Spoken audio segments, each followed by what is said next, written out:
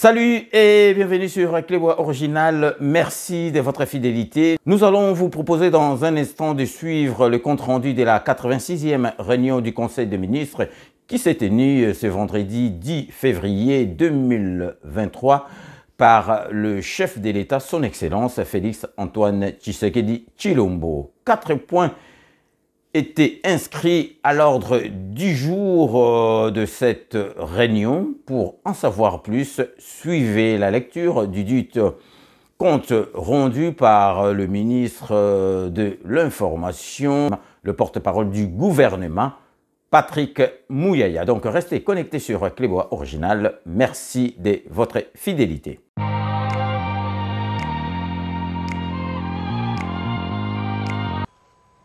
Compte rendu de la 86e réunion du Conseil des ministres.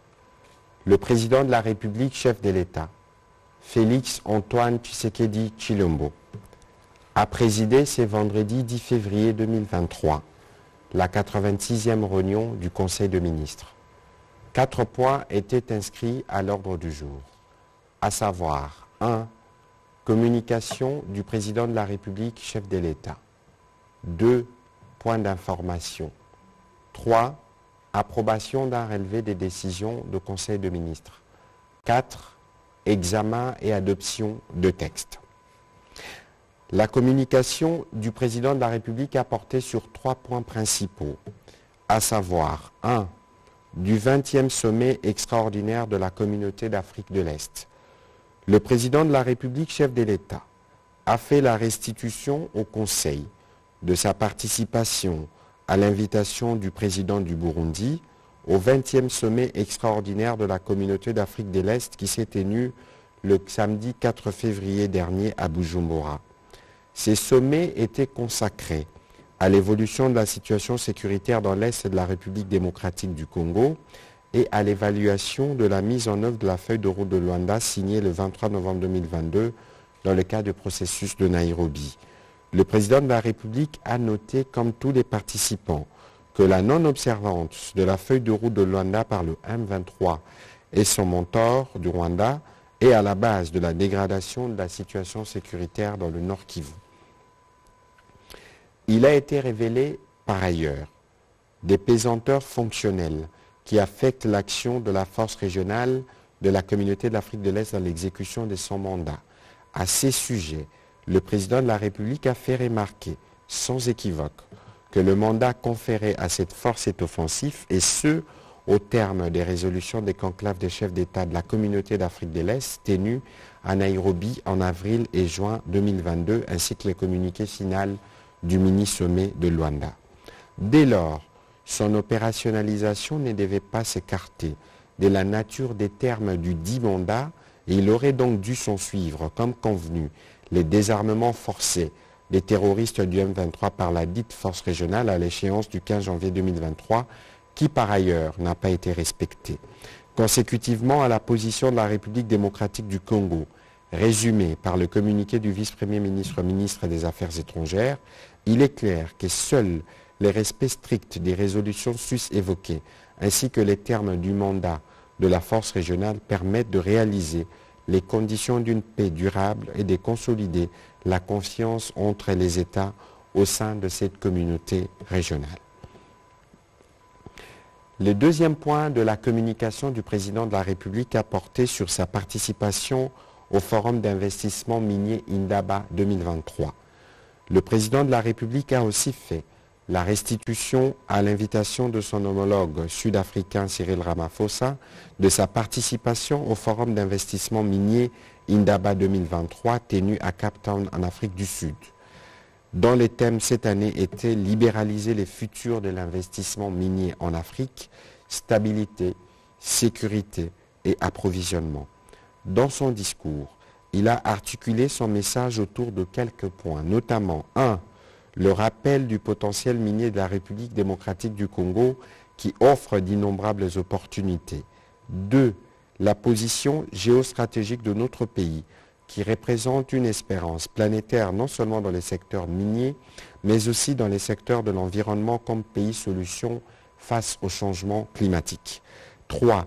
L'insécurité orchestrée par des puissances obscures et avides des ressources naturelles de la République démocratique du Congo. 4. Les réformes entreprises pour garantir un bon climat des affaires et une redistribution équitable des revenus.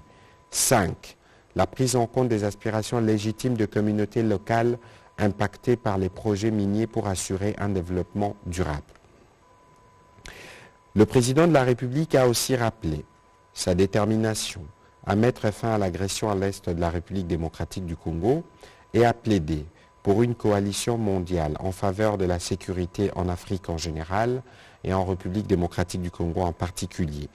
Il a aussi invité les investisseurs afin d'explorer les multiples opportunités d'affaires offertes par la République démocratique du Congo en vue de la mise en place des accords stratégiques gagnant-gagnant. Dans le cadre de l'exposition organisée en marge de ces assises, le président de la République a eu l'occasion de visiter les stands de la GECAMIN, mais aussi de certaines entreprises opérant en République démocratique du Congo. Et pour finir, il a chargé le ministre des Finances et l'autorité des régulations des contrôles des assurances ARCA de renforcer les contrôles des assurances obligatoires, d'intensifier le programme de lutte contre l'évasion des primes d'assurance et de lui faire régulièrement rapport sur le comportement des miniers et de leurs sous-traitants concernant les respects du Code des assurances. La ministre des Mines a aussi été invitée à y collaborer.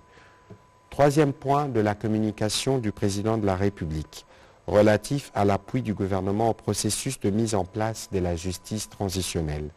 Au regard des crises sécuritaires récurrentes dont est victime la République démocratique du Congo depuis plus de 30 ans et qui causent un drame humanitaire sans précédent, ainsi que des violations massives des droits de l'homme, notamment les violences à caractère sexuel en général et les viols en particulier.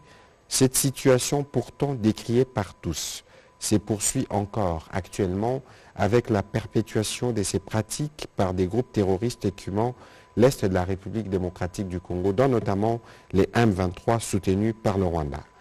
Le passage de sa sainteté, le pape François, a mis en lumière cette barbarie après sa rencontre avec une représentation des victimes de violences sexuelles et autres types de violences liées au conflit qui lui a permis de s'enquérir de l'effroi des blessures psychologiques et physiques qui hantent encore ses victimes.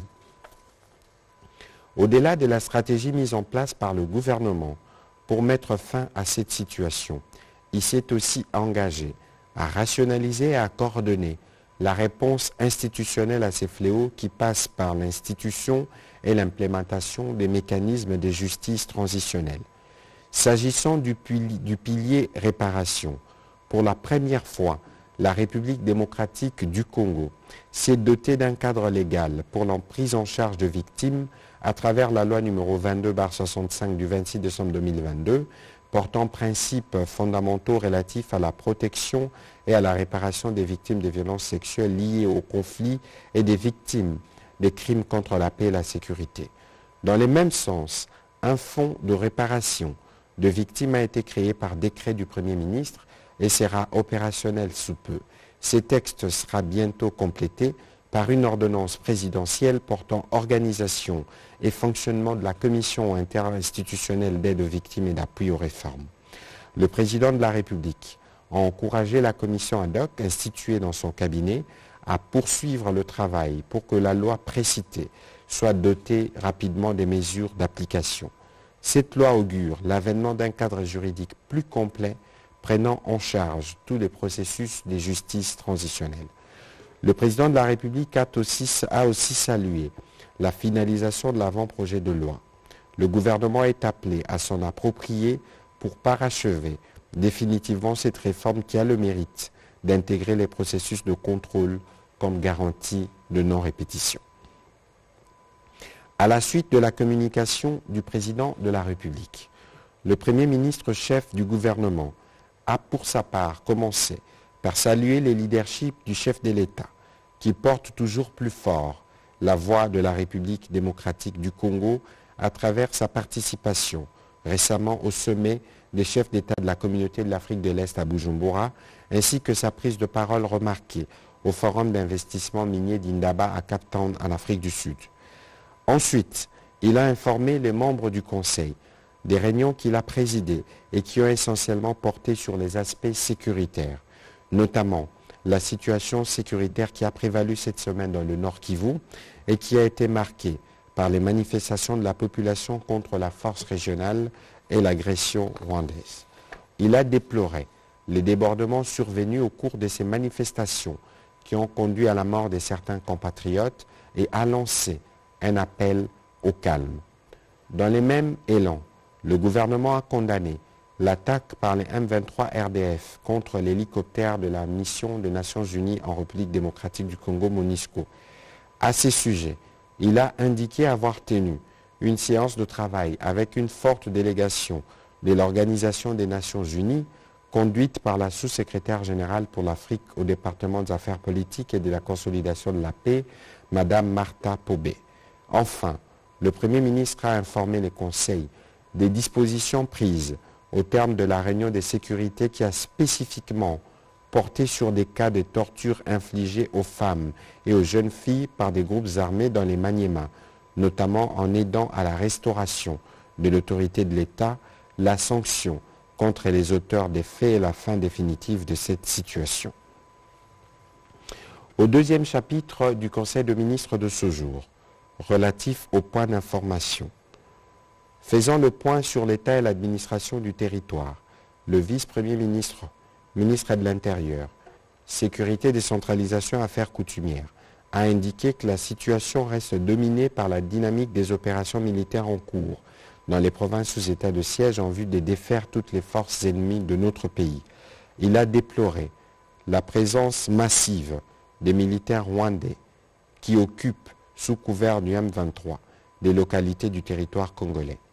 L'état d'esprit de la population a été marqué ces derniers jours par l'attente des retombées du voyage du président de la République en Afrique du Sud après les sommets de Bujumbura, sous l'égide du président burundais en sa qualité de président en exercice de la communauté de l'Afrique de l'Est au sujet de la sécurité à l'Est de la République démocratique du Congo.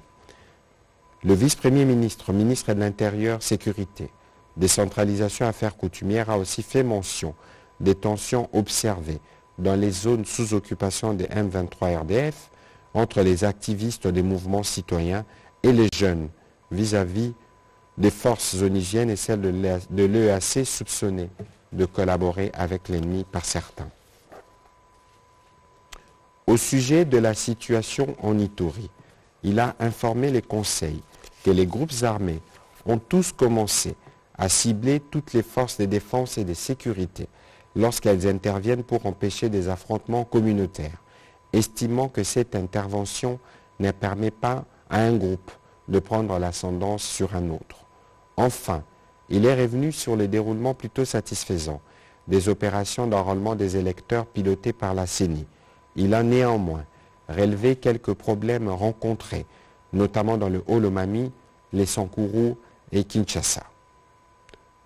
Pour sa part, le ministre de la Défense nationale et ancien combattant est lui aussi revenu sur la situation sécuritaire à l'est de la République démocratique du Congo, marquée par la recrudescence de l'activisme des terroristes du M23 et du Rwanda. En violation du cessez-le-feu décrété par la communauté de l'Afrique de l'Est, la coalition M23 RDF poursuit les attaques contre les positions de forces armées de la République démocratique du Congo. Dans cette ambiance, un hélicoptère de la MONUSCO en provenance des Béni, survolant le groupement des Kibati en territoire des Niragongo, a essuyé des tirs de la coalition M23 RDF le 5 février dernier. Un casque bleu de nationalité sud-africaine est décédé sur le coup. Le pilote, commandant de bord, s'en est sorti grièvement blessé, même si il a réussi à faire atterrir l'appareil. Il a aussi fait part de l'attaque à Kanyaruchinya d'un convoi de la MONUSCO par les populations déplacées qui a causé la mort de près de 8 compatriotes ainsi que des dégâts matériels importants. La situation sécuritaire de l'Ituri a également été passée en revue.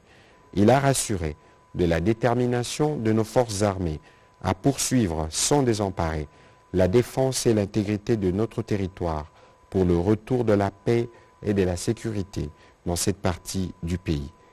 Au sujet de la situation à Kwamout dans la province du Maïndombe, il a été précisé que la situation est globalement sous contrôle de forces de défense et de sécurité. La mission de pacification diligentée par le président de la République se poursuit et les premiers résultats sont plutôt satisfaisants. Au sujet de la situation sanitaire dans le pays, le ministre de la Santé publique, Hygiène et Prévention a présenté au Conseil la situation globale de la santé dans le pays avec un point particulier sur la pandémie à Covid-19. À la 5e semaine de l'année en cours, il a été observé une baisse des cas de 83 à 22, soit une baisse de 73,49%. Le taux de positivité des tests a également baissé de 2,04% à 1,80% avec une absence de nouveaux cas importés. Aucun décès n'a été déploré au cours de la semaine qui s'est achevée. Malgré la maîtrise de cette situation, le ministère de la Santé publique, Hygiène et Prévention continue de réitérer sa recommandation à la population pour plus de vigilance, le respect des mesures barrières et la vaccination pour ceux qui peuvent le faire. Au 4e point du Conseil de ministres de ce jour, spécifiquement au chapitre de points d'information, évolution de la situation récente sur les marchés d'échange ainsi que de biens et services. Intervenant comme invité, la gouverneure de la Banque centrale du Congo a fait les points de la conjoncture économique du pays. Ainsi, la croissance de l'activité économique pourrait atteindre, sous l'impulsion du secteur minier, 6,3% en 2023. L'inflation hebdomadaire s'est établie à 0,3% au cours de la semaine sous analyse, contre 0,24% la semaine précédente. En cumul annuel, l'inflation a atteint 2,78%, venant de 2,54% une semaine plus tôt. Au 3 février 2023, les marchés d'échange est demeuré stable sur les deux segments. Le cours indicatif a connu une légère dépréciation de 0,1%, tandis que sur le marché parallèle, il a été noté une appréciation de 0,2%. Face au risque de récession de l'économie mondiale et la persistance du niveau élevé de l'inflation mondiale d'une part, et de la poursuite des effets néfastes d'inflation importée, ainsi que des conséquences liées à la guerre dans l'est de notre pays d'autre part, la gouverneure de la Banque centrale du Congo a recommandé le maintien de la coordination des politiques budgétaires et monétaires. Elle a également encouragé le maintien du pacte de stabilité et la consolidation des progrès dans la mise en œuvre des réformes structurelles ainsi que la promotion de la diversification de notre économie nationale. Le Conseil a pris acte de cette note d'information.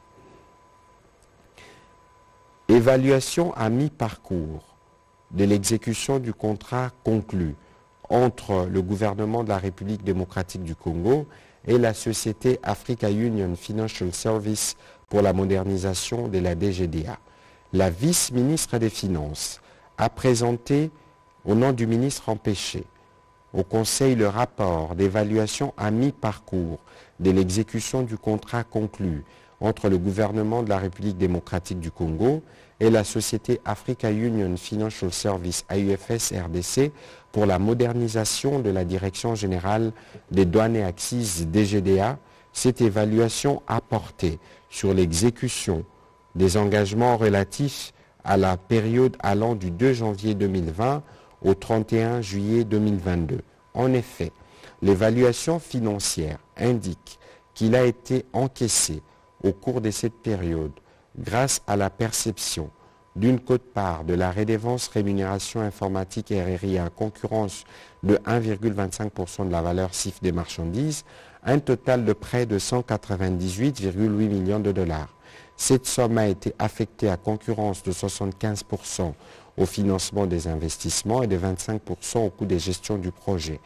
L'exécution physique des projets a été dominée durant cette période par la fourniture d'équipements et la construction d'infrastructures dédiées à la prise en charge des marchandises, allusion faite particulièrement à l'acquisition des scanners, ponts bascules et systèmes de surveillance intégrés aux Sidoniens, la fourniture et l'installation des équipements informatiques ainsi que la construction des entrepôts et hangars, dont le cas le plus visible est la construction du nouveau poste frontalier de Lufu au Congo central. Ainsi, l'assistance de la société AUFS RDC à la DGDA, à travers essentiellement la fourniture des supports techniques et des infrastructures dédiées, est d'un certain apport dans l'évolution du travail de cette régie financière, ainsi qu'en témoigne l'évolution des recettes et les conditions de travail dans les postes frontaliers où ces partenariats est mis en œuvre. Toutefois, a indiqué le ministre des Finances, jusqu'à l'arrivée du gouvernement dirigé par le Premier ministre Sama Lukonde, les suivis de l'exécution de ces contrats étaient quelque peu défaillants et certains volets du partenariat sont restés faibles tels que le renforcement de capacités ou sujets à discussion tels que le rapport qualité-prix de projets exécutés. Le ministre des Finances a néanmoins rassuré le Conseil sur le fait que tout est mis en œuvre pour assurer que la Direction générale de douane et acquis sera en mesure de prendre le relais à l'échéance du contrat au 2 janvier 2024. Il a enfin alerté les membres du gouvernement sur le fait que l'évaluation à terme de ces contrats risque de présenter une inadéquation financière entre les ressources collectées pour le projet et son coût réel comparativement au marché public classique. Aussi, la survivance de la redevance rémunération informatique RRI, dont les ressources servent au financement du contrat, n'est pas assurée, ce qui ne plaiderait pas pour la reconduction du dit contrat, raison pour laquelle les voies alternatives d'accompagnement à la DGDA sont dès à présent examinées. Le Conseil a pris acte de cette note d'information. 6e point d'information, relatif aux notes d'information portant sur les secteurs de la recherche scientifique et de l'innovation technologique. Le ministre de la Recherche scientifique et innovation technologique a présenté au Conseil 2 notes d'information relatives à la promotion du volet innovation technologique et la nécessité de l'opérationnalisation du Conseil national de sécurité nucléaire CNCSN. Dans sa première note sur la promotion du volet innovation technologique du ministère de la Recherche scientifique et innovation technologique, il a évoqué la nécessité de créer des passerelles d'action et des collaborations entre tous les utilisateurs de procédés innovants en considérant le fait que d'autres ministères gèrent directement la question de l'innovation dans leur champ d'action. Il s'agit notamment du ministère de PTNTIC, de l'industrie et du numérique.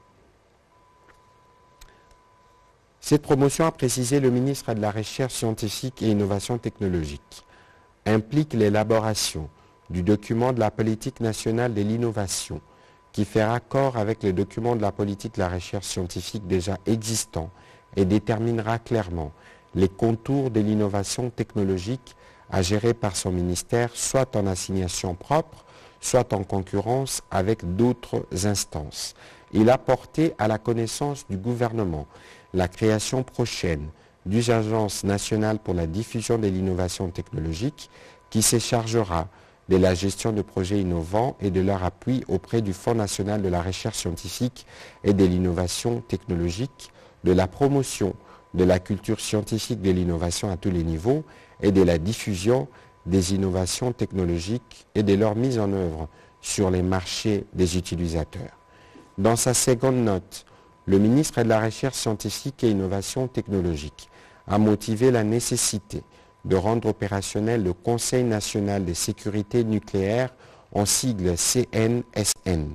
Cela en vue de l'élaboration d'un plan stratégique de coordination de la lutte contre le trafic illicite de matières rétroactives et nucléaires et surtout pour veiller à ce que notre pays ne devienne pas un passoire du trafic décrié. L'opérationnalisation de cet organe aura le mérite de renforcer la coopération scientifique dans la mise en œuvre des conventions et traités régionaux et internationaux en la matière, mais aussi de consolider l'image de marque du pays à la faveur de la réalisation du programme d'action du gouvernement dans une approche privilégiant les renforcements des relations économiques et des échanges commerciaux ainsi que de partenariats gagnant-gagnant. Le Conseil national de sécurité nucléaire étant une exigence issue des impératifs de la Convention sur la protection physique de matières nucléaires, le ministre de la Recherche scientifique et innovation technologique a souligné la nécessité pour notre pays de procéder à la ratification de la dite convention ainsi qu'à la signature et à la ratification de son amendement. Le Conseil a pris acte de ces deux notes d'information et a recommandé au ministre de la Recherche scientifique et innovation technologique de les ramener au Conseil sous forme de dossier pour décision. Septième point d'information. Tenue de la 22e session ordinaire de la conférence des chefs d'État de la communauté économique des États de l'Afrique centrale, le ministre de l'intégration régionale et de la francophonie a informé le Conseil de la tenue à Kinshasa le 25 février 2023 des assises de la 22e session ordinaire de la conférence des chefs d'État de la communauté économique des États de l'Afrique centrale, CEAC. Il a indiqué qu'au cours de cette session, le président de la République démocratique du Congo, président en exercice, procédera à la passation du pouvoir à son homologue du Gabon. Cette cérémonie solennelle sera précédée par plusieurs réunions, notamment au niveau ministériel ainsi qu'au niveau des experts. Le Conseil a pris acte de cette note d'information. Au chapitre 3 du Conseil de ministres de ce jour, relatif à l'approbation d'un relevé des décisions du Conseil de ministres, le Conseil de ministres a adopté les relevés des décisions de la 85e réunion tenue le vendredi 3 février 2023. Au dernier chapitre du Conseil de ministres de ce jour, relatif à l'examen et à l'adoption de textes, 9 textes ont été adoptés. 1. Projet d'ordonnance loi portant autorisation de la prorogation de l'état de siège sur une partie du territoire national. La ministre d'État, ministre de la Justice et garde des Sceaux, a soumis au Conseil le projet d'ordonnance loi autorisant la prorogation de l'état de siège dans les provinces de l'Ituri et du Nord Kivu pour une période de 15 jours prenant cours le 16 février 2023. Après débat et délibération, ce projet d'ordonnance a été adopté. 3 textes relatifs au secteur de finances. La vice-ministre des Finances a soumis à l'examen et à l'approbation du Conseil 3 textes relatifs. 1. Au projet de loi autorisant la ratification de l'accord de crédit de 30 millions de dollars référencé numéro TF 0B 8072 du 1er janvier 2022, conclu entre la République démocratique du Congo et l'Association internationale de développement au titre de projet d'accès de gouvernance et des réformes des secteurs de l'électricité et de l'eau. 2. Projet d'ordonnance portant approbation de l'accord de don non remboursable de 4 millions de dollars, référencé numéro TF 0B 8073 du 1er juin 2022, conclu entre la République démocratique du Congo et l'Association internationale de développement au titre de projet d'accès, de gouvernance et des réformes des secteurs de l'électricité et de l'eau. Ces 2 premiers accords visent à étendre l'accès aux services de l'électricité et de l'eau basés sur les énergies renouvelables dans 15 zones urbaines et périurbaines du pays, à améliorer la performance commerciale des services de l'électricité et de l'eau et à renforcer la gouvernance des secteurs de l'électricité, de l'eau ainsi que de l'assainissement. 3.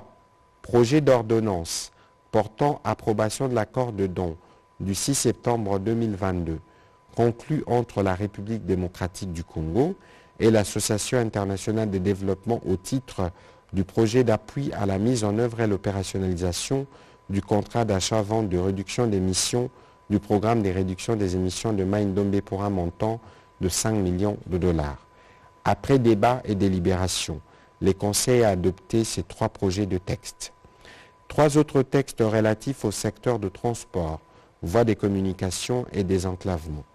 Le ministre de Transport, voies des communications et des enclavements ad interim a soumis au Conseil 3 textes en vue de leur signature par le Premier ministre chef du gouvernement. Ils sont relatifs au projet de décret portant création, organisation et fonctionnement des services de recherche et des sauvetages des aéronefs en temps de paix en République démocratique du Congo. Projet de décret réglementant la fonction d'enquêteur technique du Bureau permanent d'enquête accidents et incidents d'aviation. Projet de décret modifiant et complétant les décrets numéro 12/035 du 2 octobre 2012 portant création, organisation et fonctionnement du bureau permanent d'enquête d'accidents et d'incidents d'aviation. Ces textes visent l'amendement de l'existant pour des raisons de conformité à la réforme amenée par la loi numéro 23/001 du 12 janvier 2023, modifiant et complétant certaines dispositions de la loi numéro 10/014 du 31 décembre 2010 relative à l'aviation civile, la conformité aux recommandations des audits précédents et les réponses aux questions des protocoles du domaine de l'aviation. Après débat et délibération, le Conseil a adopté ces 3 projets de texte. Projet des décrets modifiant et complétant les décrets portant statut, organisation et fonctionnement d'un établissement public. La ministre des Mines, représentée par son vice-ministre, a présenté au Conseil le projet de décret modifiant et complétant les décrets numéro 19/17 du 25 novembre 2019 portant statut, organisation et fonctionnement d'un établissement public dénommé Fonds minier pour les générations futures FOMIN. Parlant de l'objectif de cette réforme, il a indiqué qu'elle vise à sécuriser la gestion du FOMIN en recentrant les champs de ses missions et en accentuant la transparence autour du mécanisme de gestion de ces fonds. Cet encadrement fera en sorte que cet établissement ne puisse pas financer de projets n'ayant aucun lien réel avec les mines, moins encore avec les générations futures. Ainsi, les principales modifications portent respectivement sur la reddition des missions du FOMIN de 8 à 4 en ne conservant que celles liées à son objet, l'insertion des obligations de transparence dans la gestion des fonds, l'épineuse question de la limitation du nombre du personnel, l'obligation d'élaborer un manuel de procédures administratives, financières et comptables à être approuvé par le ministre de tutelle, des recadrages sur l'éclatement du budget du FOMIN.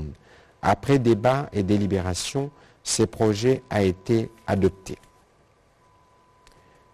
Projet de décret portant manuel des procédures relatives aux transactions sur les actifs miniers des entreprises publiques. La ministre d'État, ministre du portefeuille, a soumis au Conseil le projet de décret portant manuel des procédures relatives aux transactions sur les actifs miniers des entreprises publiques en République démocratique du Congo. L'objectif visé par ces textes est de garantir 1. La transparence et la cohérence dans la réalisation de la transaction, la présentation des intérêts de l'État et des entreprises publiques concernées, la proscription du bradage des actifs concernés. Concrètement, toute cession d'actifs miniers de l'État ou des entreprises publiques, telles que définies dans ces textes, seront désormais soumis à une décision du Conseil de ministres à travers les ministres du portefeuille et des mines, après un processus de publicité, de concurrence et des valorisations préalables de ces actifs. Par ailleurs, la ministre d'État, ministre du portefeuille, a rappelé que cette initiative fait partie des réformes implémentées par les gouvernements et appuyées notamment par la Banque mondiale. Après débat et délibération, le Conseil a adopté ces projets de décret. Commencé à 11h35, la réunion du Conseil a pris fin à 15h52. Je vous remercie.